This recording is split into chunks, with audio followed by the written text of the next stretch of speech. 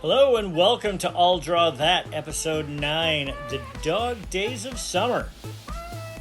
This episode's prompt are brought to us by our good friend Melanie Kay, who also is the CEO, owner, and El Presidente of Calapooya Critters, a pet and animal rescue organization right here in Oregon.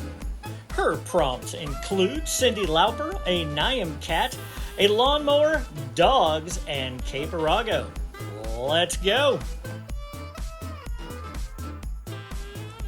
This prompt was a lot of fun because as you look through it, you're thinking, this sounds like a 1980s music video. I mean, absolutely crazy. You could see Cyndi Lauper riding around on a big lawnmower, zipping through some kind of dog pound, letting all the animals go. It just worked. And so the idea for this would just kind of float out of thinking what a Cyndi Lauper video back in the day might look like.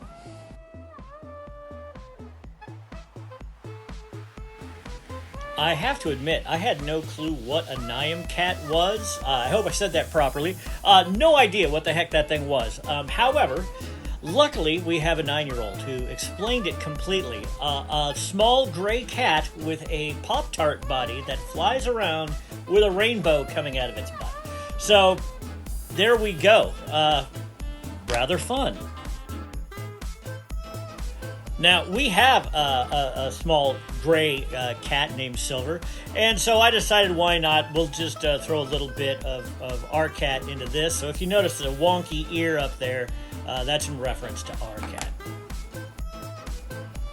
It's not every day that you find yourself having a riding lawnmower in an image that you draw. I think I'm 53 now, and I don't think I've ever drawn one before. I do love the riding lawnmower. When I was a kid, most of my Saturdays were spent mowing our yard. And we had a really huge yard that had to be done with this ancient push mower. It was horrible. So when my dad finally broke down and got himself a little tractor with a mower on it, I couldn't have been more thrilled. I finally actually have a Saturday. Well, the end of the Saturday. I also don't do a whole lot of stuff with pets. So this particular prompt was a lot of fun for me. I love dogs. When I was a kid, we had a huge Alaskan Mountie named Bandit, and that thing was just huge. It was like actually having Dino from the Flintstones as a dog, right? You could walk out in your backyard, and if you didn't see it, you're probably going to end up on your butt with the dog on your chest, licking your face. It was great.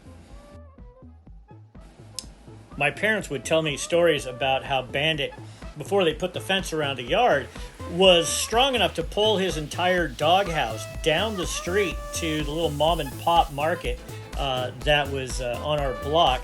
For anybody from Spanaway who is old enough to remember this, Bargain Basket. Anyway, and so we would get calls from the store saying, you need to come pick up your dog again. He came down here. He would go down the street and just sit there hanging out. It was very odd.